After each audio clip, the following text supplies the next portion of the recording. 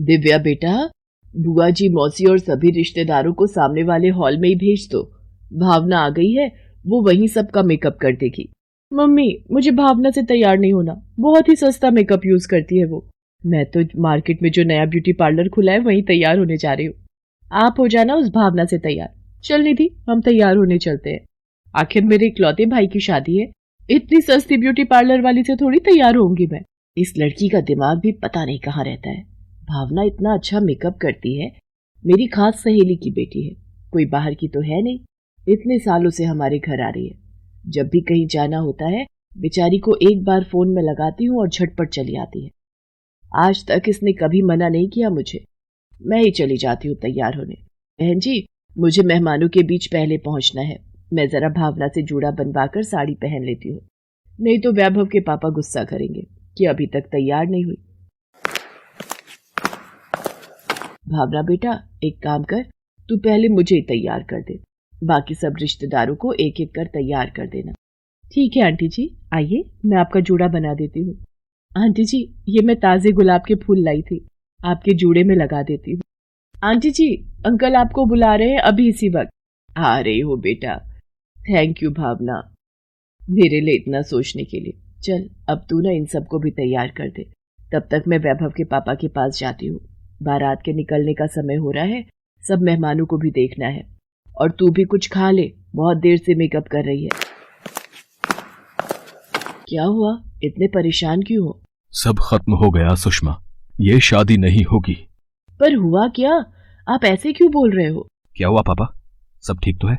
कुछ ठीक नहीं है। मेहता साहब का फोन था, उनकी बेटी पूनम और तुम्हारी होने वाली बहू अपने प्रेमी के साथ भाग गई है।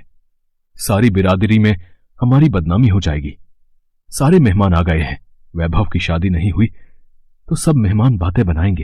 वैभव की शादी होगी और आज ही होगी। मेरी नजर में एक बहुत ही सुशील और समझदार लड़की है। मैंने एक बार पहले भी उसके बारे में जिक्र किया था, पर वैभव को पूनम पसंद थी, इसलिए मैं चुप हो गई।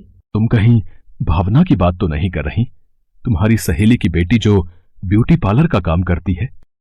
मां, तुम भावना के साथ मेरी शादी के बारे में सोच रही हो? वो भावना जो हॉल में सब रिश्तेदारों का मेकअप कर रही है। मां, मैं ये शादी हरगिज नहीं करूंगा। भावना में कमी क्या है? उसकी माँ मेरी बचपन की दोस्त है। भावना भले ही हमारे जैसी अमीर नहीं, पर दिल की बहुत अच्छी है, और हमारे पास इस बदनामी से बचने का कोई दूसरा रास्ता नहीं है। वैभव, तुम्हारी मां शायद ठीक कह रही है, तुम्हें भावना से शादी कर लेनी चाहिए। मैंने सुजाता को शादी में बुलाया था, वो पहुंचने वाली होगी। भावना तो यही है। मैं उसे एक अच्छा सा शादी का जोड़ा देकर तैयार होने के लिए कहती हूँ। वो बहुत अच्छी है, मेरी बात मान जाएगी। सुषमा भावना के मम्मी पापा और भावना से सारी बात करती है। वैभव भी बड़ी मुश्किल से इस शादी के लिए तैयार होता है और भावना की शादी वैभव से हो जाती है।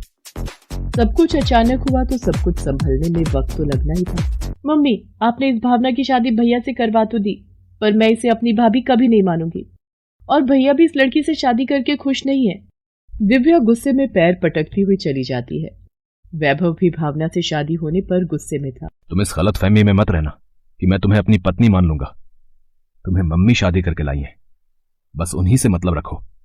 मेरे से बात संभालने की कोशिश भी मत करना। भावना, तुम चिंता मत करो, धीरे धीरे सब ठीक हो जाएगा। पर आज तुमने हमारे घर की इज्जत रख ली, इसके लिए तुम्हारा बहुत बड़ा शुक्रिया। भावना सब कुछ हालातों की मजबूरी समझकर चुप हो जाती है। सुषमा भावना को बहुत प्यार करती थी। भावना इसी बात से बहुत खुश थी। मम्मी जी, मैं ब्यूटी पार्लर के लिए निकलती हूँ। कुछ दिनों से पार्लर बंद है तो सभी के फोन आ रहे हैं। हाँ हाँ भावना बहू, काम तो पहले जरूरी है, तुम समय पर जाओ। और हाँ, ये मैंने तुम्हारे लिए आलू के पराठे बना दिए थे, तुमने नाश्ता भी नहीं किया तो ये खा ले। मम्मी जी, आप बहुत अच्छे हो। मैंने जरूर कोई पुण्य कर्म किए होंगे जो आप जैसी माँ समान सास मुझे मिली। मेरी बहू भी तो अच्छी है। चल अब जल्दी से ब्यूटी पार्लर पहुंच, कस्टमर इंतजार कर रहे होंगे। इतना घटिया ब्यूटी पार्लर है, सारा दिन मक्खियां मारती होगी और दिखा तो ऐसे रही है जैसे बहुत बड़ा ब्यूटी पार्लर चलाती हो। दिव्या, भावना अब तुम्हारी भाभी है, उसके लिए तमीज से बात करो। भावना ब्यूटी पार्लर आ जाती है। वैभव के ऑफिस में भी सबको पता चल जाता है कि वैभव की शादी एक ब्यूटी पार्लर वाली लड़की से हुई है। कुछ दिन बीत जाते हैं, सब कुछ ऐसे ही चल रहा था। एक दिन वैभव के ऑफिस की छुट्टी होती है, तभी वैभव के बॉस का फोन आता है। जी सर, गुड इवनिंग। वैभव, तुम्हारी एक हेल्प चाहिए थी। मेरी हेल्प सर? सब ठीक तो है? वैभव, मतलब हेल्प मुझे नहीं, मेरी मिसेस को चाहिए थी। वो आज ट्यूसडे है और बाजार बंद है। मेरी वाइफ ने जिस पार्लर में बुकिंग की थी वो आज क्लोज है। उस पार्लर वाली को कहीं बाहर जाना पड़ा। अब आसपास के भी पार्लर बंद हैं। हमें नजदीकी रिश्तेदारों में आज फंक्शन में जाना है और मेरी वाइफ को साड़ी बांधनी नहीं आती है। मुझे पता चला था कि तुम्हारी वाइफ का ब्यूटी पार्लर है। अगर वो मेरी वाइफ की मदद कर देती है, मतलब तुम्हें कोई परेशानी ना हो तो। अब नहीं सर, आप कैसी बातें कर रहे हैं? भावना को कोई परेशानी नहीं होगी। ठीक है, तो मैं एक काम करता हूं, अपनी वाइफ को गाड़ी में तुम्हारे घर भेज देता हूं। सर, मैं खुद भावना को आपके घर ले आता हूं, आप परेशान मत होइए। ओह, फिर तो बहुत अच्छी बात हो जाएगी। ठीक है, तुम मेरे घर ही आ जाओ। मैंने भावना को इतना गलत बोला है, अब उसे किस मुंह से कहूं कि वो बॉस की वाइफ को तैयार करने के लिए मेरे साथ इनके घर चले। मैंने सब सुन लिया है, आप परेशान मत हो, मैं आपके साथ चलती हूँ। मुझे 2 मिनट बस मेकअप किट रखना है। वैभव भावना को लेकर अपने बॉस के घर जाता है। भावना वहां जाकर बॉस की पत्नी को रेडी कर देती है। भावना, तुम तो बहुत सुंदर मेकअप करती हो। मैं तो अब तुम्हारी परमानेंट क्लाइंट बन गई हूँ। Thank you so much. मेरे लिए बहुत खुशी की बात है कि मैं आपके काम आ सकी। वैभव सचमुच अपने व्यवहार के लिए शर्मिंदा था। वो भावना से सॉरी बोलता है। सॉरी भावना, मैंने तुमसे बहुत गलत व्यवहार किया। नहीं नहीं, आपको मुझे सॉरी कहने की कोई जरूरत नहीं है। देखा बेटा, भावना कितनी अच्छी लड़की है। आखिर मेरी पसंद कभी गलत हो ही नहीं सकती। मम्मी, ये देखो, मेरी फ्रेंड मेरे लिए न्यू कंपनी की ब्लीच लेकर आई है। उसने कहा ये ब्लीच इंस्टेंट है, लगाते ही 5 मिनट में असर कर देती है। कल मेरे कॉलेज का फेयरवेल है, मैं सोच रही हूँ यही ब्लीच लगा लूं। दिव्या, ये ब्लीच अच्छी कंपनी की नहीं है। मेरे पास भी कोई इसे बेचने के लिए आया था, पर इस ब्लीच के बारे में मैंने सुना हुआ था।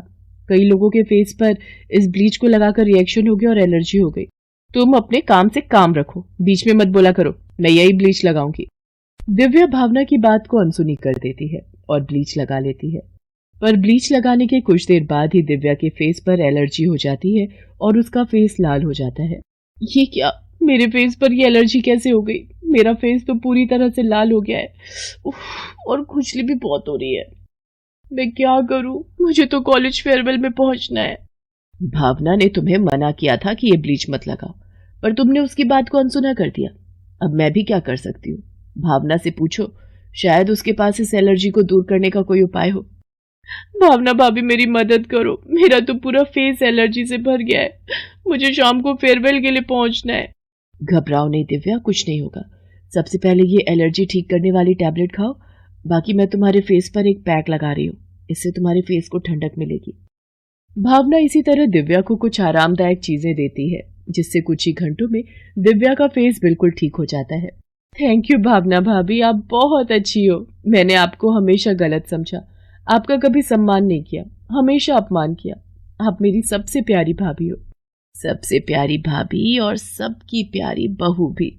इतना प्यार देखकर भावना की आंखों में आंसू आ जाते हैं और वो दिव्या को गले से लगा लेती है।